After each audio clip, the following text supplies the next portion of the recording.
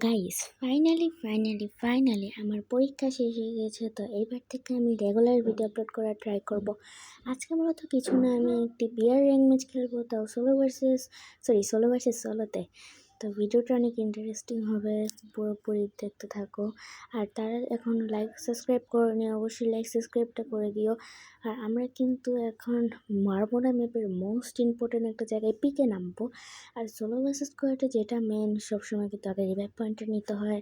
আর revive point কি খালি হাতে না যায় নাকি? আমরা প্রথমে একটা ঘরে নামবো, ঘর থেকে কিন্তু আমরা যা লুট পাবো ওই লুটটা দিয়ে রিভাইভ পয়েন্টে নামবো, যেন কোনো এনিমি বাগড়া দিতে আসলে কিন্তু আমরা তাকে মারতে পারি। আর এই ভিডিওটা যা মজা হয়েছে, তোমরা পুরোটা না দেখলে বুঝবাই না। আর এখানে একটা এনিমি আছে, ও আমাকে মারার চেষ্টা করে, আমি ওকে এত খারাপভাবে মারছি, এনিমিটা আর কি বলবো।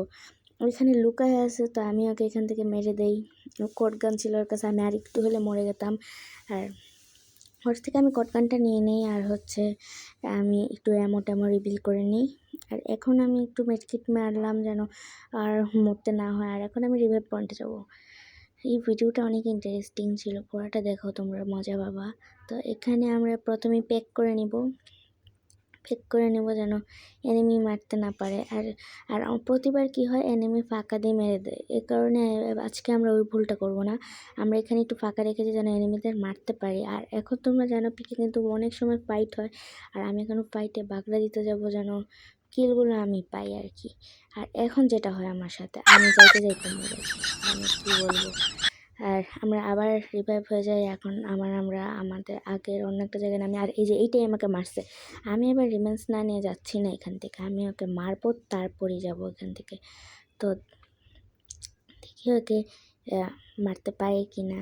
তো আমি ওকে কী করতেছি, খুঁজতেছি যে ও কোথায়, কিন্তু ওকে পাইতে আসে না। ও যে এখানে লুকায় আছে ভাই, ও ভাবছিল কি আমার কাছে M520 বানিয়েছিল।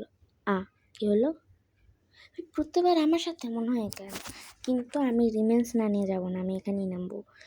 দেখি এবারে আর কোনো একটা কিল পাই নাকি। আর এখানে আমি একটা এনিমিকে দেখলাম, দেখি ওকে মারতে পারি নাকি। পাইছি এনিমিটাকে, মারাও দিছি বলে। ওই আমাকে মারছিল ভাই, ওর কাছে কি আছে দাঁড়াও, MP40 আছে, MP40। এখন আমার একটা স্পেশাল ক্যারেক্টার আছে, ওই স্পেশাল ক্যারেক্টার দিয়ে আমি দেখবো আমার এই পিকে আর কয়টা এনিমি আছে। তো তোমরাও দেখে নাও পিকে কয়টা এনিমি আছে। এখানে আমি দেখো 0 এনিমি আছে, তো এখানে আর কোনো এনিমি নেই, কারণ আমরা এখন যাবো বিমান শক্তি তীরে। ভাই খারাপে কি করতেছে, একা নিতেছে, কিন্তু আমি ওকে নিতে দিব না, এটা আমি নিব। আর একটা বোম নিয়ে নিই। ভাই আমার বোমের অ্যাঙ্গেল এতটা খারাপ, কি বলবো, আমি একটা স্বাভাবিকভাবে বোমও ফেলতে পারি না। ভাই কী হলো এটা? যাই হোক, ওকে এখন বেরোচ্ছে, এখন আমি ওকে মারবো। ওর কাছে আছে, ড্রাগন আছে, কিন্তু যাই হোক ড্রাগনে আমার কাছে কিছু হবে না, আমি ওকে মারবোই মারাও ফেলাইছি। এখন আমি লুটগুলো হাতাবো এখান থেকে, যা পাবো। আর আগে একটু প্যাক করে নিই, না হয় আবার মারা খাবো। এই তো সময় নিতেছে ভাই, এখানে একটু আগে টেনে ছিল। না মারিস না হ্যাঁ ভাই। আজকের ভিডিওটা ছিল এই পর্যন্ত। ভিডিওটা কেমন লাগলো অবশ্যই কমেন্টে বলবে। আমার মনে হয় তোমাদের কি ইন্টারেস্ট লেগেছে ভিডিওটা, তো কমেন্ট করে দাও। আর এরকম আরও ভিডিও পেতে চাইলে অবশ্যই বলে দাও। আর আমাদের বইয়া পাশে মঠটা আমি পেয়ে গিয়েছি ফাইনালি। তো আল্লাহ হাফেজ।